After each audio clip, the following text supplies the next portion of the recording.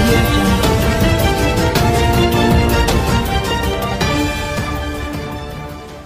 పోతుంది ఇది జరగడానికి వీలు లేదని చంద్రన్న బీమా తీసుకొచ్చాను. ఈరోజు నిన్న కూడా ఒకసారి మాట్లాడితే ఎంత హృదయ విదారకమైన సంఘటన అంటే మొన్న మన కర్నూలు జిల్లాలో ఇద్దరు మహిళలను మాట్లాడించినప్పుడు ఒక అతనైతే యాక్సిడెంట్ చనిపోయాడు. ఆ ఆడబిడ్డని పిలిచి మాట్లాడాను. మీరిచ్చిన 5 రూపాయలతో 5 లక్షలతో నాకు అప్పు ఉంటే 1 లక్ష రూపాయలు కట్టుకున్నాను. మిగిలిన డబ్బులు మా పిల్లల్ని సరిగా చూసుకుంటున్నాను. మా అత్తమామలు చూసుకోలేదు, మా తల్లిదండ్రులు చూసుకోలేదు. నాకు ఒక పెద్ద దిక్కుగా అండగా మీరు నిలబడ్డారంటే నా జీవితంలో మరిచిపోలేనని ఒక మహిళ చెప్పిందంటే దాని స్ఫూర్తి ఈరోజు ఈ యొక్క బీమా కార్యక్రమం అని చెప్పి కూడా నేను మీకు తెలియజేస్తున్నా. నిన్న కూడా చూశాను, ఒక ఆడబిడ్డ భర్త అనారోగ్యంతో చనిపోయాడు. ఆవిడికి ఎవరు ఆదుకునే పరిస్థితి లేకుండా పోయింది. 2 లక్షల రూపాయలు మనం ఇచ్చాం. ఆ 2 లక్షల రూపాయలతో 1 లక్ష రూపాయలు పెట్టి పిల్లలకి ఫిక్స్డ్ డిపాజిట్ వేసి ఇంకొక 50,000 పెట్టి 2 బర్రెలు కొనుక్కొని నెలకు 4,000 రూపాయలు సంపాదించుకుంటూ పిల్లల్ని బాగా చదివించుకుంటా ఉంది.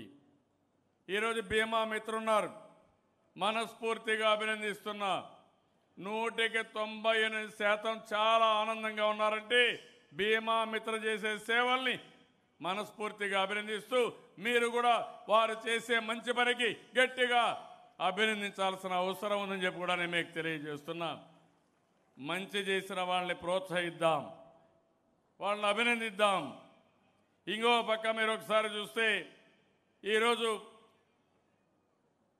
పేదవాళ్ళందరికీ ఇప్పుడే నేను చూశాను, కన్నుల పండుగగా పెళ్లి కానుక ఇచ్చాం.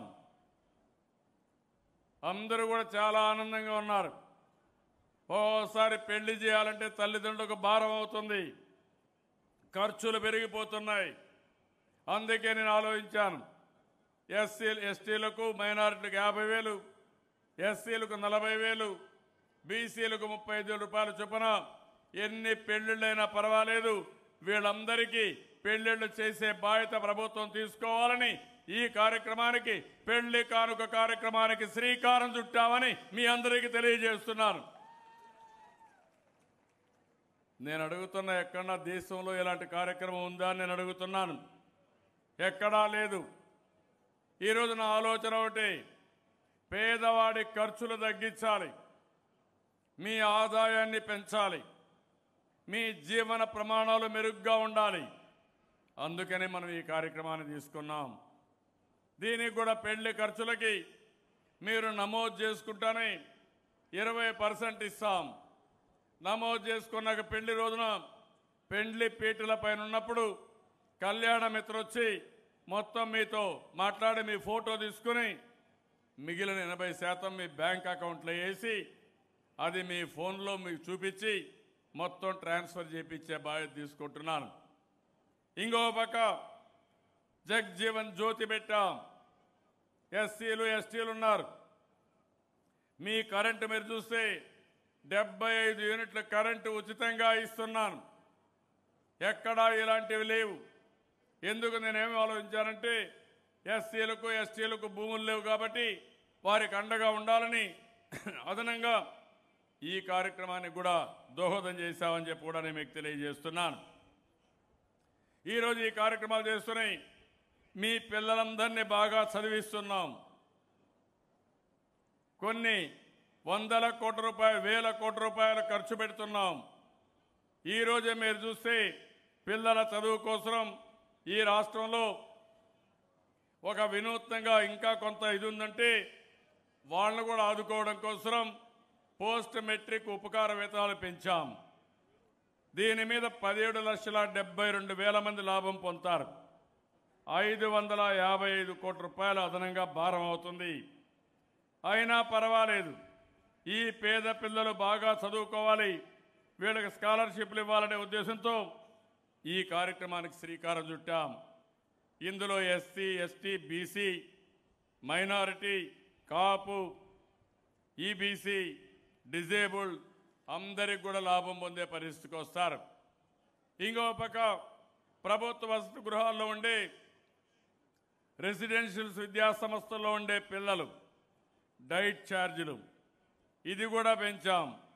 ఈ పెంచిన దానివల్ల మీరు చూస్తే ఒకప్పుడు 5, 7 తరగతిలో 750 రూపాయలు ఉంటే అది ఇప్పుడు 1000 రూపాయలు, 1250 రూపాయలు చేశాం.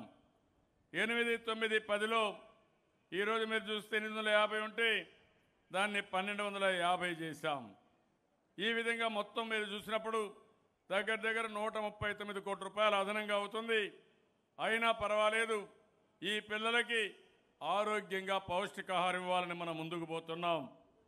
ఇంకో పక్క ఈరోజే కాస్మెటిక్ ఛార్జీలు కానీ, హెయిర్ కట్ ఛార్జెస్ కానీ, యూనిఫామ్ కొనడానికి ఛార్జీలను పెంచాం. ఒకప్పుడు మీరు చూస్తే చాలా తక్కువ ఇచ్చేవాళ్ళం. అలాంటి పిల్లలందరికీ ఇంకొక 48 కోట్ల రూపాయలు ఖర్చు పెట్టి అదనంగా వాళ్ళకి సౌకర్యాన్ని ఇచ్చి వాళ్ళని కూడా ముందుకు తీసుకుపోతున్నాం. ఇప్పుడే ఎవరెస్ట్ ఆరోధించినటువంటి పిల్లలు వచ్చారు. ఆ పిల్లలను చూశారు. నేను పేద పిల్లల్లో ధైర్యాన్ని పెంచాలని, ఎవరెస్ట్ శిఖరం ఎక్కితే వాళ్ళ ఆత్మవిశ్వాసం పెరుగుతుందని, జీవితంలో ఒక గుర్తుగా ఉండిపోతుందని వాళ్ళని ప్రోత్సహిస్తున్నాం. ఈ సంవత్సరం 5 మంది ఎవరెస్ట్ శిఖరం ఎక్కారు. వాళ్ళందరికీ 10 లక్షల రూపాయలు చొప్పునిచ్చాం. ఇంకా కొంతమంది ప్రయత్నం చేసి ముందుకు పోయారు. అలాంటి వారికి 5 లక్షలు ఇచ్చాం. ఒక 17 లక్షల మందికి దీన్ని కూడా ఇచ్చామని చెప్పి కూడా నేను మీకు తెలియజేస్తున్నా. ఎందుకు ఈ విషయం నేను మీకు చెప్తున్నానంటే, ఈ పేద పిల్లలు మట్టిలో మాణిక్యాలు. ఈ పేద పిల్లల్ని బాగా చదివిస్తే పేదరికం పోతుంది. ప్రపంచాన్ని జయించే శక్తి మన పేద పిల్లలకు ఉందని చెప్పి కూడా నేను మీకు తెలియజేస్తున్నా. ఈరోజు ఈ ప్రభుత్వం అనేక సంక్షేమ కార్యక్రమాలకు శ్రీకారం చుట్టాం. పేదవాళ్ళ ఇళ్ళు, పేదవాడికి ఇంటి జాగా ఈ ప్రభుత్వానికి ప్రత్యేకంగా శ్రద్ధ పెడుతున్నాం. ఇప్పటికి మీరు చూస్తే 19 లక్షల ఇండ్లు పట్టణ ప్రాంతాల్లో, గ్రామీణ ప్రాంతాల్లో కట్టిస్తున్నాం.